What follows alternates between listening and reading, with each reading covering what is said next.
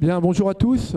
Donc, nous allons pouvoir commencer cette table ronde sur l'éclairage public et comment préparer l'infrastructure éclairage public aux nouveaux services émergents. Donc, je suis Wilfried Kopek. J'ai le plaisir d'animer cette table ronde avec, vous avez vu, un beau panel d'intervenants. Donc, je suis le chef du département Autres infrastructures en réseau au sein de la FNCCR, Fédération nationale des collectivités concédantes et des régies. Et dans ces autres infrastructures en réseau, nous avons l'éclairage public, les bornes de recharge et la vidéoprotection. Autant vous dire, autant de sujets que l'on peut raccorder à l'éclairage public. Alors, sans plus attendre, je vais passer la parole à nos intervenants pour qu'ils se présentent. Alors, honneur aux dames. Bonjour, Sophie Loiseau, je suis conceptrice lumière à l'agence ON et en doctorat sur les services associés à l'éclairage public. Et je vais passer la parole à ma gauche. Bonjour à toutes et à tous, Dominique Legrand, président de l'AN2V, l'Association nationale de la vidéoprotection. Google, AN, le chiffre de V, vous saurez tout. Bonjour, Bertrand Pellet, Société Odeli. On connecte les luminaires en éclairage architectural et au éclairage public entre eux. Bruno Rouleau, moi je suis vice-président du syndicat d'énergie de la Marne et également vice-président de l'agglo de Challans en charge de la transition écologique. Et donc Julien Batala, donc je suis directeur adjoint du syndicat d'énergie de la Marne où j'ai en charge l'éclairage public, les bandes de recharge pour les véhicules électriques ainsi que la vidéoprotection. Merci à tous. Donc vous voyez, deux associations, on a un fabricant, une agence, une collectivité locale, donc tout l'écosystème est représenté. Donc on va pouvoir rentrer tout de suite dans le vif du sujet, on a 50 minutes, ça va aller vite. Donc déjà pour avoir un premier retour d'expérience sur un usage qui est relativement éprouvé sur l'éclairage public, c'est l'utilisation de l'infrastructure d'éclairage public pour alimenter des caméras de vidéoprotection, voire des systèmes qui vont permettre d'aller vers des CSU. Alors pour ça, je vais passer la parole à la Marne, voilà, et puis ensuite à Monsieur Legrand pour la N2V. Pardon. Juste une petite introduction. Donc, le syndicat d'énergie de la Marne, c'est plus de 13 000 km de réseau. C'est 75% est enfoui et on a 433 communes qui nous ont donné la compétence éclairage public, qui n'est pas très vieille. On a aussi des compétences sur les IRVE, comme ça vous l'a été dit. On travaille sur le solaire. On essaye de diversifier vraiment les actions du syndicat d'énergie. Et de plus en plus de communes nous rejoignent. Et pour l'électricité, on a 100% des communes.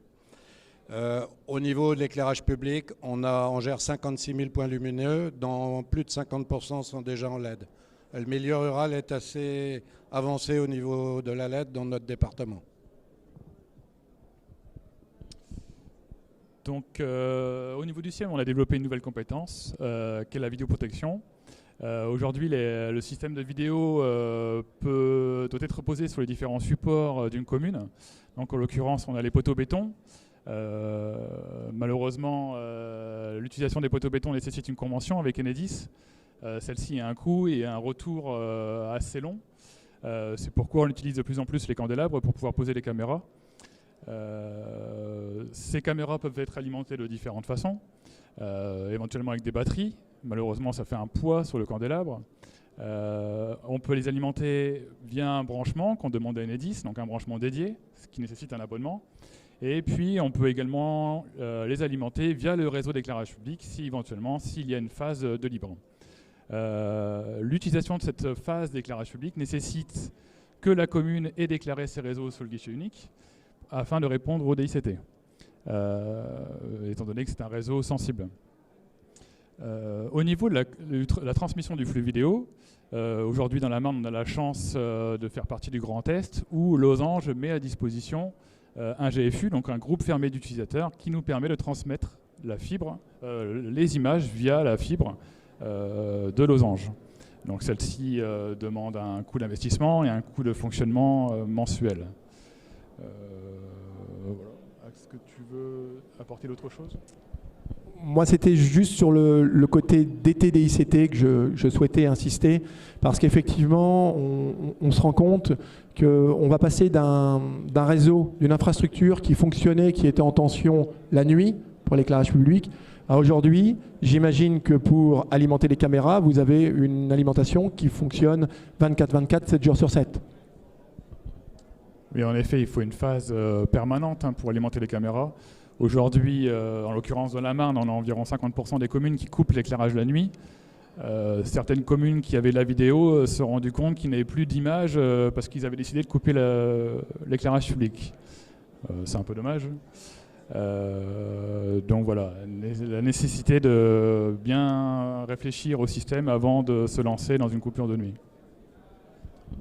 Et aujourd'hui, donc sur le système que vous avez déployé, vous avez un centre de surveillance urbain, vous êtes en enregistrement, et ce centre de surveillance urbain, il est mutualisé ou pas? Aujourd'hui, dans la Marne, on s'adresse essentiellement aux communes rurales. Donc là, c'est du visionnage a posteriori. Chaque commune possède son enregistreur. Aujourd'hui, je n'ai pas de commune où il y a un CSU installé. Le CSU s'adresse essentiellement aux communes urbaines, aux grosses communes en tout cas. Oui, c'est là que le problème commence avec la vidéoprotection qui en fait est une vidéodissuasion ou une vidéo-élucidation, mais pas une vidéoprotection. Alors nous, il y a déjà des conditions dans la région Grand Est et dans la Marne. Pour avoir des subventions de l'État, il faut passer par les référents de sûreté. Parce qu'il y a des endroits où ce n'est pas forcément nécessaire et d'autres endroits où c'est des grands axes et tout ça, où c'est important. Et après, si on utilise la fibre, il y a les subventions de la région. Alors, par contre, ce qui nous manque, moi je milite ça au niveau de l'État, et là je n'ai pas rencontré M. Darmanin quand il est venu dans la Marne, mais c'est d'avoir un PC, un poste central, comme les villes ont avec la police, et nous on a besoin de ça pour la gendarmerie. C'est-à-dire un poste central pour toute la gendarmerie, pour tout le milieu rural. Ça, c'est hyper important. Sinon, on aura une utilisation qui sera relativement limitée de la vidéoprotection. Là, on a des brigades qui tournent un peu au gré du vent, sans une grande efficacité. Ils savent très bien que s'il y avait un PC, ça serait beaucoup plus performant. Alors effectivement, on voit qu'on peut enregistrer, on voit qu'on peut avoir accès à un CSU, alors centre de surveillance urbain. Donc là, je vais passer la parole à Hélène Devé, parce que je crois que depuis 2021, au niveau de la mutualisation des plateformes, il y a eu une grande avancée. Alors effectivement, vous êtes en ce moment même avec quelques très très belles opportunités. On a souvent tendance à râler en France que la loi est en retard de 5 ans, on aimerait, etc. La bonne nouvelle déjà qu'il faut mémoriser, c'est que le juridique est prêt pour aller vers ces mutualisations à l'échelle du département, voire de la région. Donc l'introduction a vraiment été faite. On parle normalement ici d'éclairage public, et pourquoi est-ce qu'on nous ramène finalement aussi de la vidéoprotection? Bien, une caméra, elle a plusieurs caractéristiques. Elle est dans la nature, elle peut être en zone rurale, et elle a besoin d'un point d'alimentation, sinon elle s'arrête. Et le fait qu'un point lumineux, demain, il sera plutôt alimenté en permanence, effectivement, et ce sera de manière logique qu'on le mettra à 30-70% ou éteint. Et donc ce 220 volts, je le prends pour la caméra. Et puis le deuxième paramètre, en télécom, on a eu de la fibre optique pour tous. Et donc, puisque dans chaque foyer, il y a une fibre optique, on va se débrouiller, entre guillemets, je ne dis pas que c'est simple, mais on y arrive, à avoir une fibre optique aussi pour rapatrier les flux. Et dès lors que j'ai de la fibre optique et de l'alimentation, de manière naturelle, et puis un support physique, parce qu'à un moment donné, il faut que je la visse quelque part à 6 mètres de haut, j'ai tout pour faire une caméra. Et ça a été très très bien introduit en zone rurale. À chaque fois qu'on fait une enquête, on travaille aujourd'hui sur une quinzaine de départements, dont certains qui sont plus avancés que d'autres. D'une manière générale, sur 500 communes, un département de 500 communes, on recense 5, 10, 15 CSU, centres de surveillance urbain, la préfecture, la sous-préfecture, et puis voilà. Le H24, on ne l'a pas que dans la préfecture. Puis quand on a des reportages, on va tout de suite vous parler de Nice, Lyon, Bordeaux. Mais quid de votre département et de votre commune de 2000 habitants? On vous en parle jamais.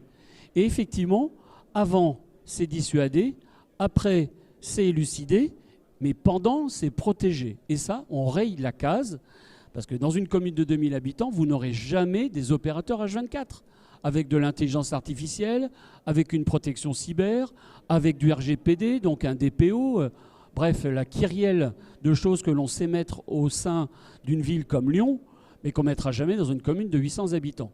Pour ça, il n'y a pas 150 solutions, il faut mutualiser. Et la bonne échelle n'est même pas la communauté de communes, parce que 10 communes fois 500 habitants, ben ça fait toujours 5000 habitants, et on est guère plus avancé, c'est le département.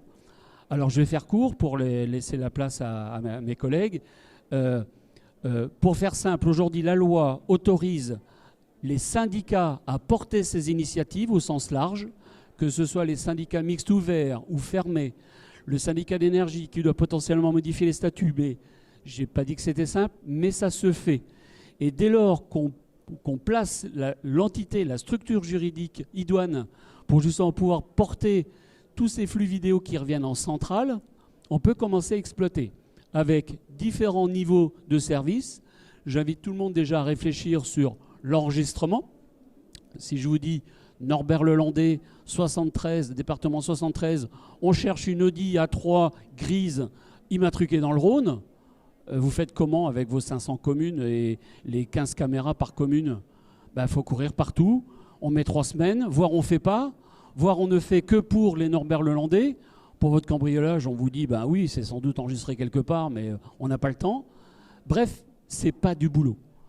Donc, l'avenir moyen long terme, c'est l'échelle du département, et vous avez ici des acteurs pour porter ces projets, le support, l'alimentation, les télécoms pour rapatrier 1000, 5000, 10 000 flux vidéo et faire du département et les 95% de zones rurales non couvertes aujourd'hui un vrai CSU virtuel départemental. Alors on l'appelle plus CSU, on peut l'appeler CSD, Centre de supervision départementale, ou CSM, Centre de supervision mutualisé, et où je vous assure, et là il faut 3 heures pour développer, on a tout le loisir de mettre les règles, le pouvoir de police du maire et préserver, etc.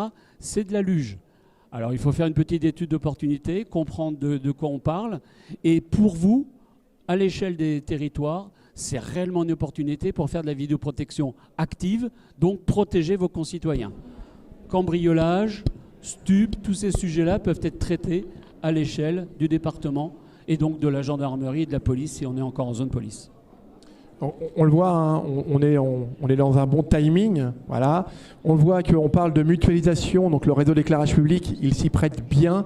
Il est de plus en plus mutualisé. Hein, il est porté par les structures type syndicat d'énergie, métropole, communauté urbaine. Voilà, les communes essaient quand même de se regrouper pour pouvoir déjà avoir une qualité de la lumière certainement supérieure que si on reste seul, et puis y mettre d'autres services. Alors, on va en arrêter là avec la vidéoprotection, on va aller découvrir autre chose, puis un peu de technique.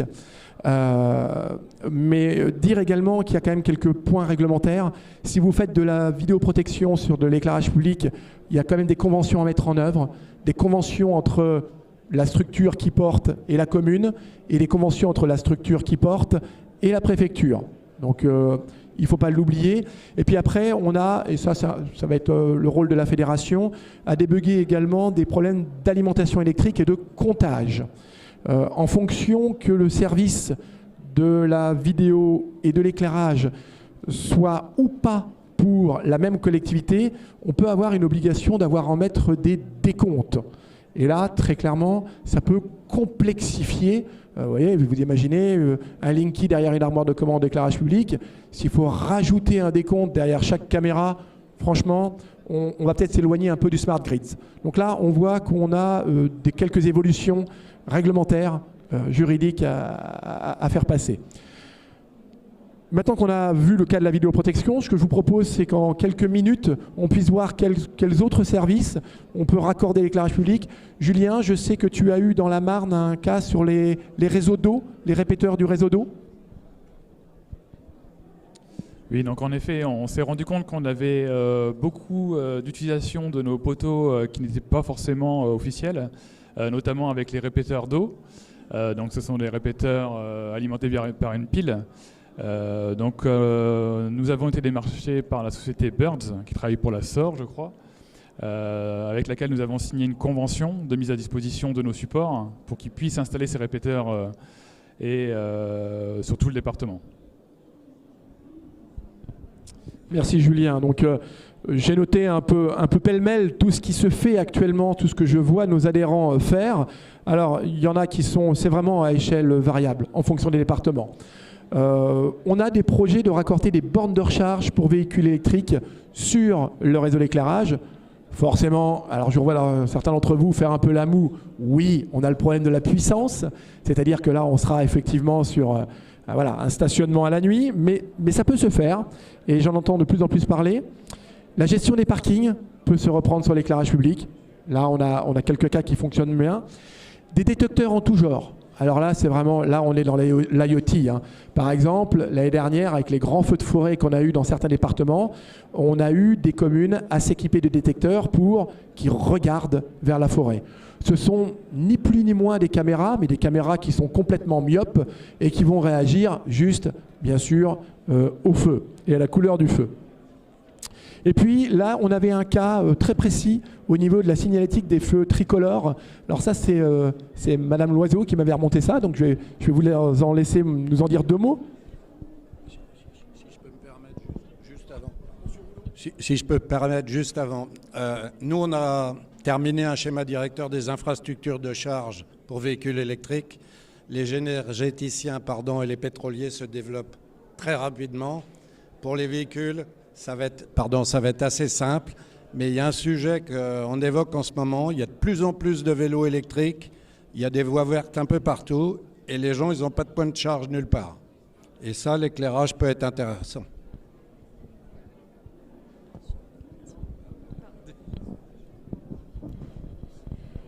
Oui, en fait, nous, du coup, en tant que concepteur lumière, la première approche qu'on a, c'est l'éclairage public et en tant que lumière urbaine.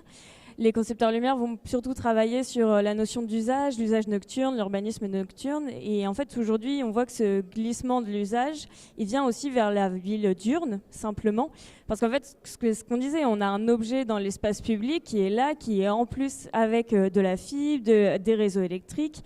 Et en fait, voilà, on peut avoir des mutualisations qui se font, que ce soit des mutuations un petit peu spontanées, ce que expliquait M. Batala sur les répéteurs d'eau. On a cet objet, on vient se mettre dessus.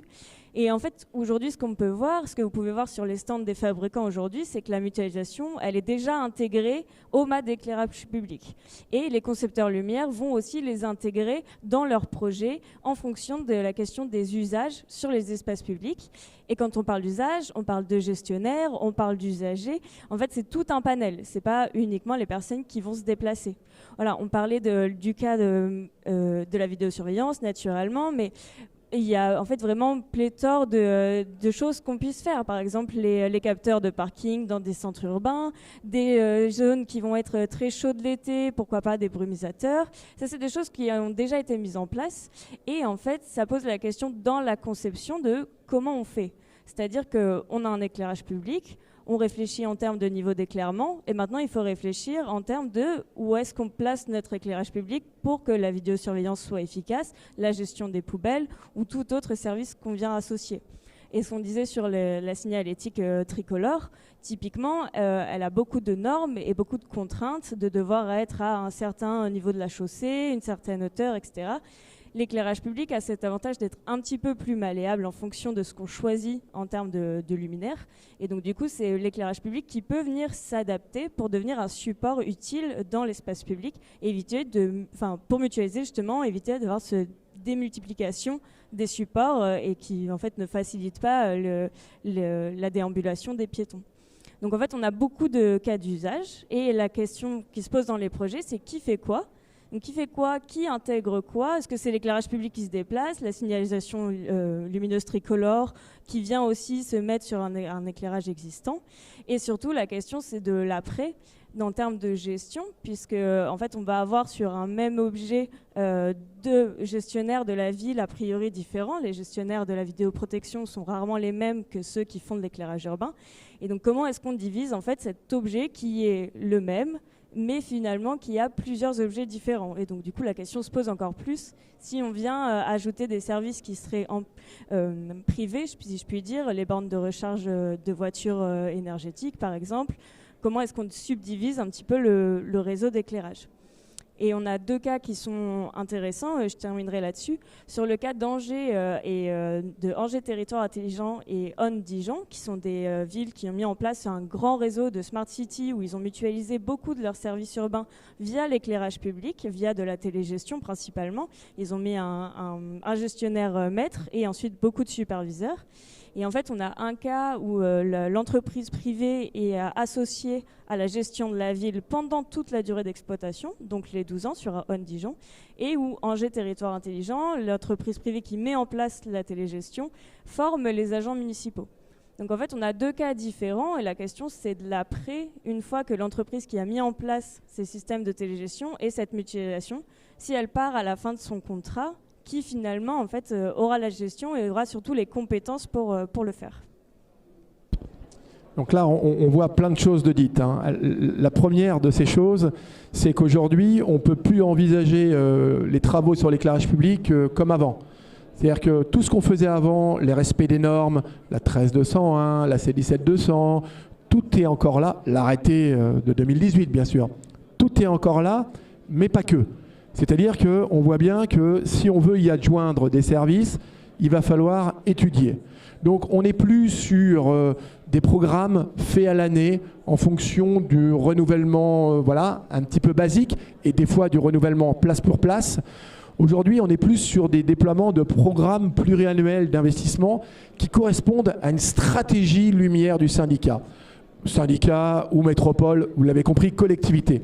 Ce qui veut dire que là, il faut vraiment disposer, on peut l'appeler d'un plan lumière, d'un SDAL, d'un SCAL, tout ce que vous voulez, mais d'une stratégie en éclairage public. Et on ne l'écrit pas pour 1 an, on ne l'écrit pas pour 2 ans. L'éclairage public, dans les collectivités, c'est amorti sur une 30aine d'années. C'est-à-dire que la solution qui va être mise en place, là on va parler un peu de technique, on va parler communication, il faut qu'elle soit pérenne sur au minimum 20 ans. On espère 30 ans. Alors après, pérenne, ça veut dire quoi? Ça veut dire que techniquement, on soit sûr d'avoir toujours du matériel pour le renouvellement. Ça, c'est normal. Hein. On va induire de l'électronique. Donc forcément, le renouvellement sera plus fréquent sur notre ancien réseau. Donc ça, on l'admet, on va savoir le financer. Par contre, il faut qu'on puisse trouver les pièces. Et puis après, ça a été posé par Madame Loiseau, il y a la question fondamentale de la prise en main par celui qui, in fine, est l'exploitant. Alors, si c'est dans le cadre d'une délégation de service public, d'un marché global de performance, ça peut bien se passer.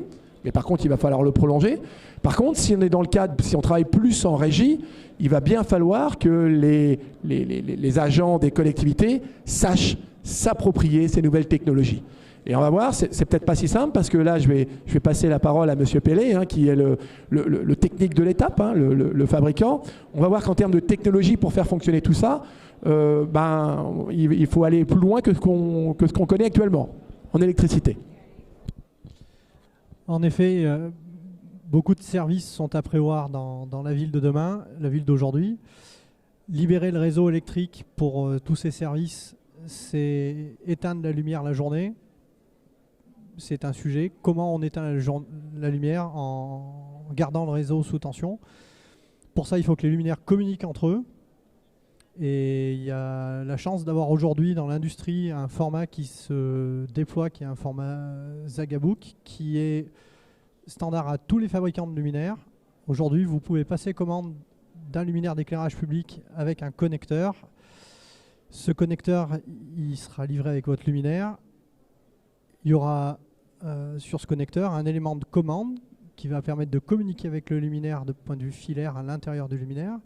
Et il va y avoir une alimentation 24 volts qui permet d'alimenter un éventuel module radio ou un module communicant qui permet de prendre la main à distance sur ce luminaire. Pour vous donner un ordre d'idée, un luminaire en veille, donc éteint mais sous tension, consomme à peu près 0,3-0,5 watts maximum. Et il vous libère tout votre réseau électrique. Les différents protocoles qui existent, c'est relativement simple. Il y a le LoRaWAN qui est une solution qui est relativement connue, qui est exploitée beaucoup pour la gestion des feux tricolores aussi, qui nécessite une infrastructure locale, qui a un inconvénient majeur, c'est plutôt la réactivité du réseau, c'est-à-dire que vous allez pouvoir pousser une information, éventuellement la faire remonter, pas trop souvent. Vous aurez énormément de mal à faire de la détection de présence, par exemple, avec ce type de protocole. Vous pouvez avoir des solutions IoT qu'on connaît, qui sont relativement classiques, donc de la 2G. Il faut s'imaginer, c'est une carte SIM dans chaque appareil et une communication cellulaire pour chaque appareil. Inconvénient, ça ne marche pas dans les zones rurales où il n'y a pas la présence de ce réseau. Et puis, il y a d'autres solutions qui sont d'utiliser le réseau d'éclairage public comme un réseau de télécommunications en lui-même, c'est-à-dire déployer son propre réseau. Chaque luminaire est émetteur-récepteur, propage une information et permet de déployer un réseau local qui a comme avantage de rien coûter en transmission d'informations. On n'est pas dépendant d'antennes et de réseaux et d'infrastructures locales. Et puis surtout, on est propriétaire de sa data. Ça fait partie des sujets de demain, ça aussi, ou d'aujourd'hui. Qui est propriétaire de la data avant de se poser la question de comment on l'exploite. Voilà. Donc le sujet est vaste. Je ne veux pas fatiguer tout le monde sur ces sujets techniques. Ce qui veut dire qu'il existe aujourd'hui des solutions où, in fine, la collectivité propriétaire du réseau pourrait ne pas être propriétaire à la fin de sa donnée, à la fin d'un marché, par exemple ? La plupart du temps, dans ce genre de cas, la donnée, pendant l'exploitation, la donnée est mise à disposition. Elle vous est fournie gratuitement. La plupart du temps, quand la donnée qui est fournie est gratuite, c'est que le produit, c'est où. Donc oui, il y a des cas où vous avez 10 ans de communication dans l'élément qui contrôle votre luminaire. Qu'est-ce qui se passe après ces 10 ans? Est-ce que la maintenance du réseau qui exploite cette technologie est garantie pour les 10, 15, 20 ans qui viennent? Personne ne peut vous le dire.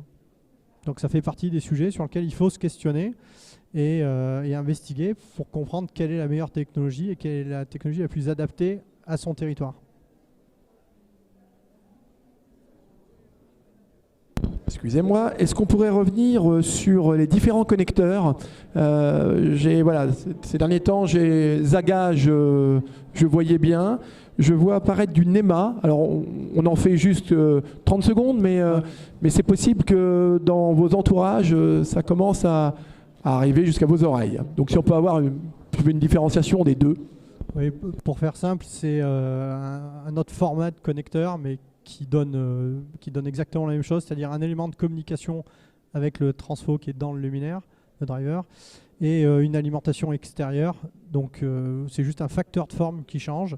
Et quand on est un fabricant d'objets connectés, on est capable de s'adapter aussi bien au format Zagabook qu'au format NEMA.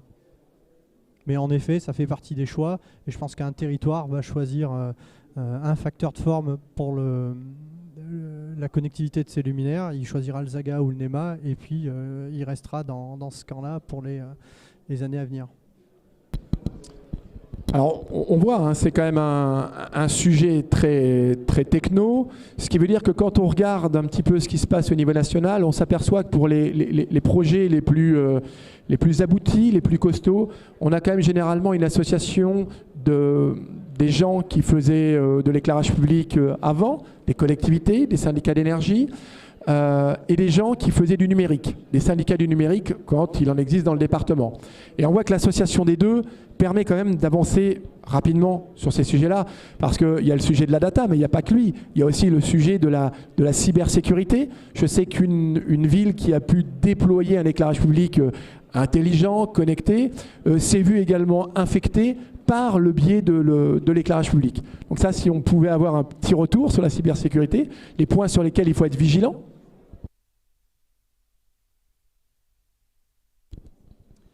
Oui, la cyber est un sujet permanent et que pas grand monde finalement ne sait bien appréhender. Et à nouveau, je me mets à la place d'un élu de 1000 habitants, d'une commune de 1000 habitants, qui doit d'un seul coup tout savoir. Donc, outre le fait qu'il n'est pas à temps plein, qu'il a un métier par ailleurs, outre le fait qu'il a tous les dossiers au quotidien, mais en plus, on va faire de lui un expert en cyber. Donc, il est impératif d'avoir une topologie, une structure où tous ces services nouveaux, au fur et à mesure où ils arrivent, puissent s'intégrer, j'ai envie de dire, sereinement. Et la cellule cyber, une fois qu'elle est départementalisée, là, on peut prendre 3 ingénieurs dédiés avec justement des initiatives régionales. J'ai vu Joël Guéret tout à l'heure avec ce qu'on appelle le CICERT, c'est-à-dire la plateforme régionale qui traite de ces sujets. Enfin, en résumé, des niveaux très élevés de compétences et d'intervention, de structuration, d'achat, de configuration, de maintenance. Tous ces sujets forcément arrivent au fur et à mesure qu'on complète le millefeuille. Et vous savez comme moi que le cyber, c'est comme les voleurs. Si vous avez 12 portes blindées et une fenêtre ouverte, la fenêtre ouverte sera parfaite pour faire le cambriolage. Donc ce sera votre élément le plus faible de tout cet empilage qui permettra de tout mettre par terre, comme dans un hôpital, etc. Donc le cyber, ça fait partie, à mes yeux, des compétences qui reviennent de manière naturelle en centrale, à l'échelle à nouveau d'un syndicat avec le bon spectre juridique et qui a toute autorité pour gérer tous ces dispositifs centraux qui sont des plateformes de supervision et d'hypervision, avec des technologies descendantes de plus en plus complexes, avec des liens extérieurs, parce que vous savez, très souvent on dit aussi, bon, il suffit de se déconnecter, on reste en plateforme, mais ça n'existe pas ça. Windows, tous les 2 jours, il vous demande de faire une remise à jour. Donc on est obligatoirement connecté avec l'extérieur. Et puis on a dit tout à l'heure, on va se connecter avec les gendarmes pour la vidéo. Bon, en résumé, vous allez avoir des ficelles partout.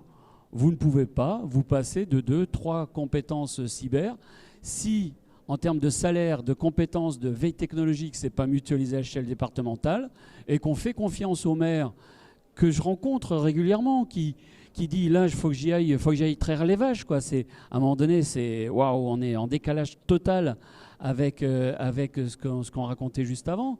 On parlait de cambriolage et de stup, et juste après, il faut qu'il aille traire les vaches. Mais c'est le même homme qui est responsable de tout cela. Et bien évidemment, si les cartes d'identité, si les données de la mairie sont dans la nature, ben, honte à lui, et j'en passe et les meilleurs. Donc là, on comprend bien que les maires vont être aussi dans l'attente de l'émergence de tous ces services. Donc c'est presque l'inverse, c'est pas les syndicats qui vont dire tiens, j'ai une bonne idée, je vous propose ça. En ce moment, c'est plutôt les maires qui appellent, qui aspirent à ce qu'il y ait une initiative départementale sur tous ces sujets. On le voit. Monsieur Rouleau, on a parlé de ruralité. Non, pour après. Non, on le voit techniquement, donc ça vous l'avez compris, il faut s'entourer. Donc le maître mot, hein, c'est études. Et dans ces études, d'ailleurs, ce que Madame Loiseau saurait vous dire, c'est qu'il va falloir également aller regarder ce que ça va coûter en coût de fonctionnement. Parce qu'en investissement dans les collectivités, l'investissement, ce n'est pas si un gros mot que ça. On peut en parler, on pourrait trouver du financement. Rappelez qu'aujourd'hui, on a quand même des financements en éclairage public qui sont sur la table. Vous avez tout ce qui est, quand on veut disposer d'argent, l'Intracting, la Banque des Territoires, ça fonctionne très bien en éclairage public.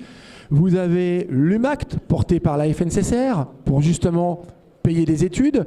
Et puis quand on parle déploiement, bah, vous avez le Fonds vert, qui était là en 2023, on aura des nouvelles très rapidement, savoir s'il est là en 2024, mais on peut être optimiste. Donc on voit qu'on a du financement. Eh ben, l'investissement, on voit qu'on va pouvoir quand même se l'offrir, se le payer. Par contre, derrière, les coûts de fonctionnement, ils sont excessivement à regarder. Parce que là, qu'est-ce qu'on est en train d'introduire? On est en train d'introduire des détecteurs, donc de l'exploitation, de la maintenance. Je vous l'ai dit, de la fragilité. C'est pas grave, hein, ça va rendre un service aux administrés, donc on peut certainement le faire, mais il faut en tenir compte. Et puis on va introduire quelque chose qu'on n'avait pas avant, c'est des coûts de communication, parce que tout ça va communiquer par différents réseaux. Hein. Vous l'avez dit, hein, ça peut être du réseau LoRa, de la 4G, on peut utiliser la fibre. Donc tout ça, il va vraiment falloir le chiffrer, prendre le temps de la réflexion pour, encore une fois, si on s'embarque pour 20 ans, autant avoir un système qui soit énergétiquement fiable. Puis on peut commencer à regarder également, mais là c'est tout juste en train d'émerger, également l'impact écologique d'un tel système. C'est-à-dire aller regarder mes détecteurs, comment ils sont produits, qu'est-ce qu'ils vont aller utiliser comme éventuellement métaux rares, des discours que vous pouvez entendre sur les batteries par exemple. Et puis on va regarder également la donnée que ça génère. Où elle part, comment elle est stockée, est-ce que je vais avoir besoin de la conserver et du coup refroidir quelque part dans le monde des endroits où on va conserver cette donnée. Tout ça est à analyser. Donc vous voyez, le niveau étude sera vraiment très important. Ce que je vous propose maintenant, c'est on va terminer sur une notion qui n'est pas simple, c'est la notion de plateforme sur laquelle on va aller ou d'hyperviseur. Donc là, on peut avoir un retour du syndicat pour avoir de la Marne, pour avoir la bonne adéquation avec le besoin du service. Puis après, peut-être, voilà, que si Odélie peut nous parler un peu des hyperviseurs et de ces plateformes qui, pour le coup, ne sont pas que dédiées à l'éclairage public.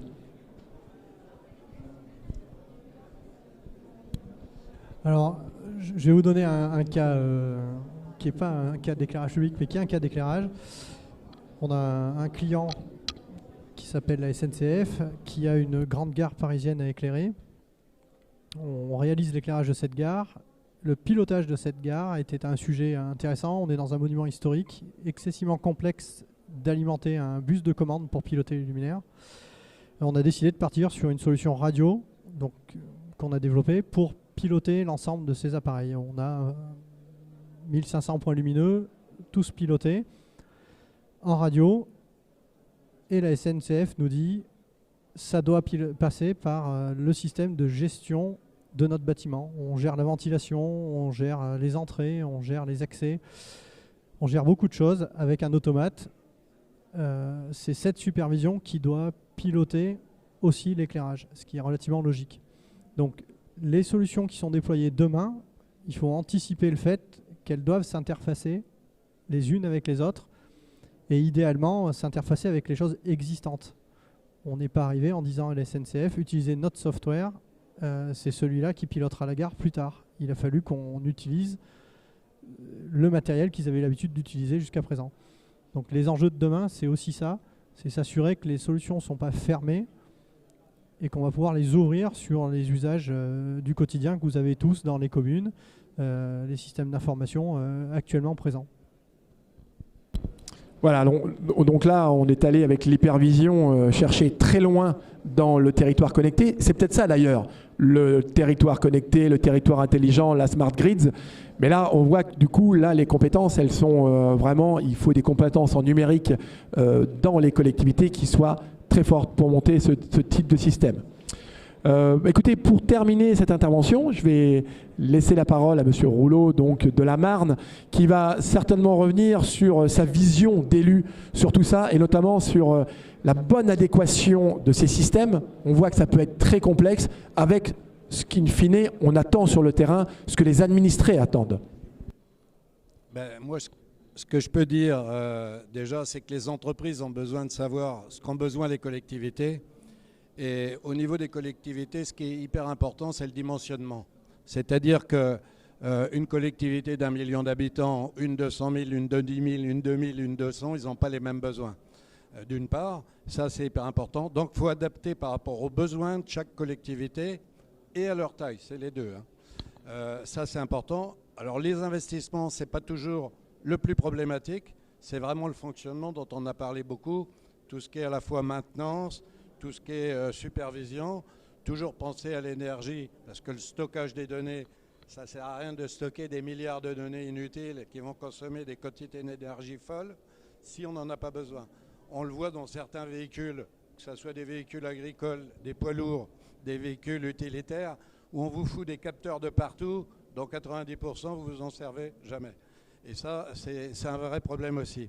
Et je conclurai avec une formule d'Albert Einstein: tout ce qui compte ne peut pas forcément être compté, mais tout ce qui peut être compté ne compte pas forcément.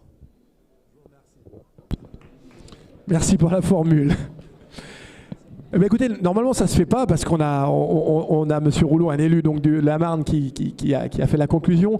Il y a un petit point quand même qu'on n'a pas abordé, c'est la formation dans tout ça. La formation des équipes, alors des équipes des collectivités, mais aussi des équipes des entreprises. Faut pas se leurrer, on a un temps de formation à prendre en compte pour que dans les 5 ans à venir, on parle tous le même langage. Donc on voit qu'à un moment donné, on a parlé d'un système, c'est vraiment un écosystème là, qui est en train de se construire. Et je terminerai sur cette vision un peu d'avenir, de ne pas oublier la formation, qu'elle soit au niveau des écoles ou de la formation professionnelle. Il va falloir que tout le monde, sur ce niveau-là, puisse monter un petit peu en niveau. Eh bien, écoutez, un grand merci à tous ces intervenants. J'espère qu'on a pu vous éclairer sur les nouvelles infrastructures d'éclairage public pour accueillir les nouveaux services. Et puis, on va vous souhaiter un bon salon pour ces 2 jours. Merci beaucoup.